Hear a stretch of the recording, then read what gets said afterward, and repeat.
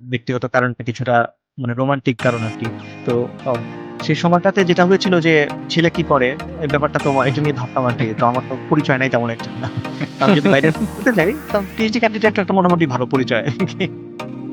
আমি আমি খুবই কি বলা যায় এটাকে শর্ট সাইটেড বলতে পারো আসলে। মানে আমার আচ্ছা। অনেক দূরের পরিকল্পনা খুব একটা থাকে না। এটা খারাপ জিনিস আসলে। এমনিতে অবশ্যই আমার প্যাশন তো অবশ্যই ম্যাথে ছিল। তো যখন আমি বুয়েটে পড়ছি তখনও ম্যাথটার প্রতি খুব প্যাশন ছিল। এবং বুয়েট থেকে যখন শেষ করলাম, করার পরে ইন্টারেস্টিং হচ্ছে যে আমি বুয়েটে আসলে ম্যাথে ভর্তি হয়েছিলাম। ম্যাথে একটা এমফিল প্রোগ্রাম আছে বুয়েটে। তো সেখানে আমি ম্যাথে ভর্তি হই। তো ভর্তি হওয়ার পরে তখন আমি এপ্লাই করছিলাম আরকি বাইরে। তো বাইরে এপ্লাই করতে যেটা হয় যে বাইরে তো এপ্লাই করলেই চান্স পাওয়া যায় না। আমি এক জায়গায় ম্যাথে এপ্লাই করেছিলাম সেখানে হয়নি। তারপরে এই আরেকটা জায়গায় ইলেকট্রিক্যালে সেখানে মানে একটা কাইন্ড অফ লিঙ্কের মাধ্যমে আরকি ওনার সাথে পরিচয় হয়েছিল আরকি প্রফেসর। তো প্রফেসরের কাছে যখন এপ্লাই করেছিলাম, তো উনি তখন অ্যাকসেপ্ট করে নেন আমাকে। তো যেটা হলো যে ওখান থেকে অ্যাকসেপ্টেন্স পেলাম। তার কয়েকদিন পরেই আমি আসলে ম্যাথের মানে একটা জায়গায় অ্যাকসেপ্ট হই। কিন্তু যেটা হয়েছিল যে যেহেতু আগেই ওনাকে হ্যাঁ বলে দিয়েছি, আমি পরে অন্যদিকে যাই নাই। মানে এটা ছিল আমার মানে খুব সহজ গল্প আরকি। ওখানে খুব জটিলতা তেমন কিছু ছিল না।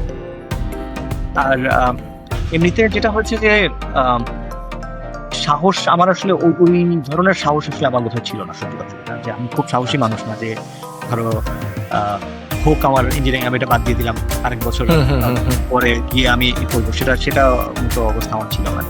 আর তার পেছনে আসলে পারিবারিক বা ব্যক্তিগত কারণ ছিল একটু।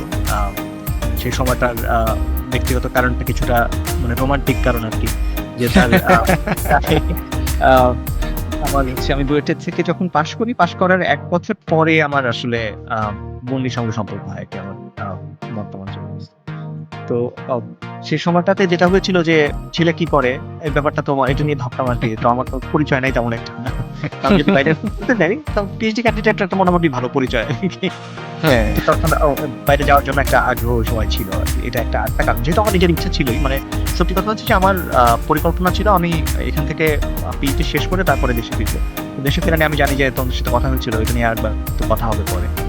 কিন্তু এটাই আমার পরিকল্পনা ছিল যে আমি এখান থেকে পিএইচডি শেষ করে দেশে ফিরে গেলে তখন কোনো একটা জায়গায় গিয়ে শিক্ষকতা করব।